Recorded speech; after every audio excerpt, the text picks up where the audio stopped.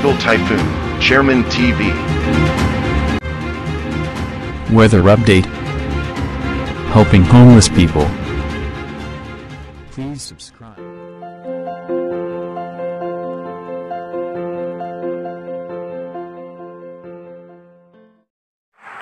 Magandang araw po. Ito po ang ating latest update ngayong araw, March 22, 2025.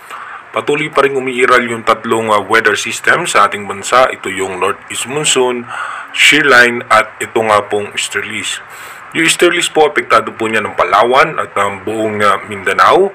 At yung Shearline naman ay asahan po natin, apektado naman po niyan ang parte ng Dinagat Island, Surigao del Norte at yung Visayas. Habang yung Northeast Monsoon naman o yung amihan na nararanasan nga po natin, yung malamig na simoy ng hangin sa buong Luzon hanggang sa parte po ng Bicol Region at ng Mindoro Provinces. At ayon naman po sa ating advanced weather forecast, may posibilidad pa na may pagbugso muli ng bahagya itong Northeast Monsoon sa first week pa ng Abril. Kaya ito po yung antabayan natin at may mga possible low pressure area na ating posibleng i-monitor.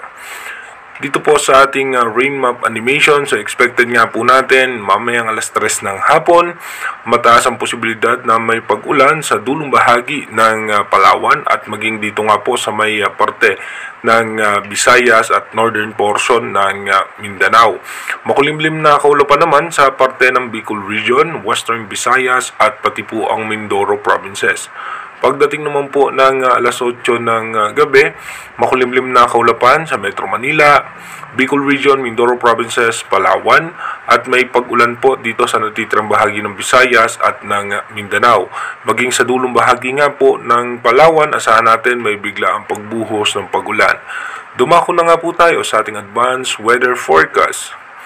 Dito nga po sa ating advanced weather forecast, bukas nga po March 23, Shearline pa rin ay makaka-apekto po yan sa may parte ng Visayas at pagdating po ng March 24, bagyan ninipis yung mga kaulapan at pagdating nga po ng March 25, dito po ay posibleng mawala yung Northeast Monsoon at Easterlies ang makaka-apekto sa ating bansa.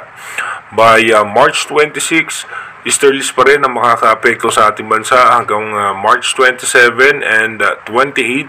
Easterlies pa rin po ang makaka-apekto sa ating bansa. Pero may bahagyang pagbugso na po ng Northeast Monsoon ulit sa may parte ng Taiwan. Pagdating naman po ng March 29, asahan natin magkakaroon ng shearline na posibleng magpaulan sa eastern section ng Northern Luzon. At pagdating po ng March 30, ay tuloy-tuloy po na bahagyang lalakas itong Northeast Monsoon at yung shearline magpapaulan sa Northern Luzon. Pagdating naman po ng March 31, ito na nga po yung huling araw ng Marso, ay asahan natin meron po muling Northeast Monsoon, shearline at easterlies na makaka-apekto sa ating bansa. Sa unang araw naman po ng April, asahan natin na easterlies makaka-apekto sa ating bansa at tuluyan nga pong hihina muli yung amihan. At pagdating po ng April 2 rather, ay easterlies po ulit ang makaka-apekto sa ating bansa, and pagdating ng April 3 and 4, tuloy-tuloy nga po na easterlies ang makaka-apekto sa ating bansa. Pero pagdating nga po ng hapon at ng gabi, may pagbugso na nga po muli ng Northeast Monsoon sa may parte ng extreme Northern Luzon.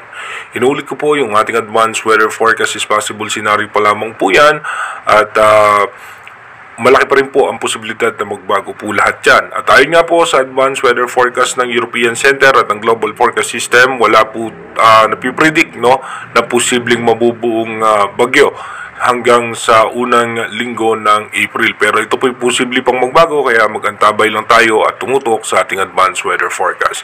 Mag-iingat po tayo palagi. God bless po sa ating lahat.